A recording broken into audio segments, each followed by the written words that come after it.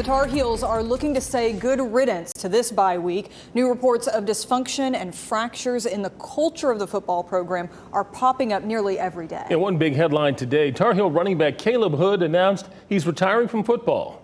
The North Carolina native shared his news on social media just before noon today.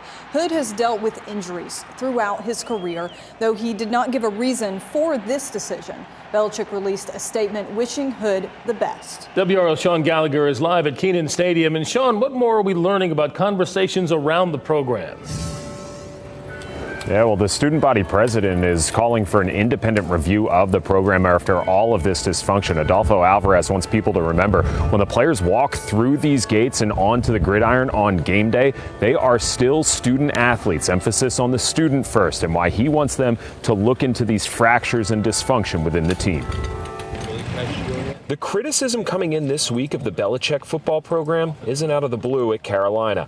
I've been working on this since the spring, Dan. WREL's Pat Welter broke the story and has spoken about it a number of times nationally this week, with sources and others overwhelming him with information. And they were immediately volunteering information to me. Things like, from a parent, my son has no idea what's going on. It is a complete mess. It's a mess former UNC QB and analyst for Tar Heel Sports Network Bryn Renner called out after the loss to Clemson.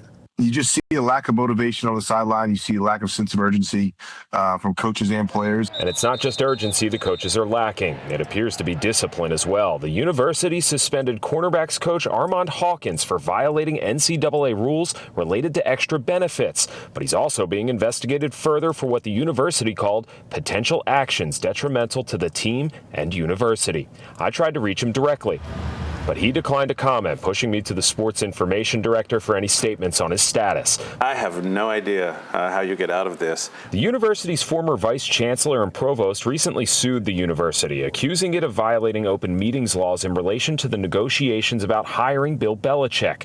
He had this to say on UNC Sports Extra today.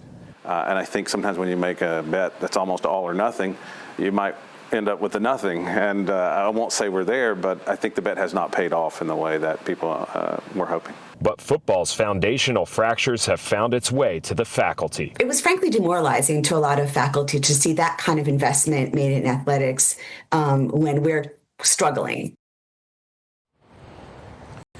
Now, despite the dysfunction that we've reported on or the amount of money that is spent on the program, Morocco tells me no faculty have come to her at this point with any inclination that they would want to leave the university at this point.